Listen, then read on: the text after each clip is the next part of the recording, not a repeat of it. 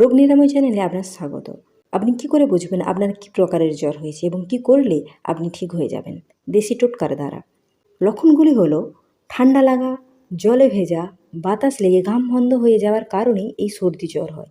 হ্যাঁচি, নাক দিয়ে জল পড়া, গা হাত কামড়ানো, বুকে ব্যথা, জ্বর ভাব এর লক্ষণ। আপনি দেশি টোটকা কি করবেন? 10 গ্রাম শিউলি পাতার রস, 10 গ্রাম তুলসী পাতার রস, 10 গ্রাম বাসক পাতার রস এবং 2 চামচ মধু মিশিয়ে প্রতিদিন সকাল সন্ধ্যা করে খেয়ে নিন 3 থেকে 4 দিন। দেখবেন আপনার জ্বর ঠিক হয়ে গেছে। এবং পথ্য হিসাবে খাবেন কালো জিরে, আদা, পেঁয়াজ, রসুন কুচিয়ে তেলে ভেজে গরম ভাত দিয়ে খেতে হবে। এতে খুব উপকার পাবেন। ধন্যবাদ। রোগ নিরাময় চ্যানেলে আপনার স্বাগত। আপনি কি করে বুঝবেন আপনার কি প্রকারের জ্বর হয়েছে এবং কি করলে আপনি ঠিক হয়ে যাবেন দেশি টোটকার দ্বারা?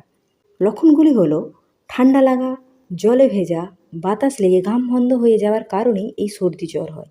হ্যাঁচি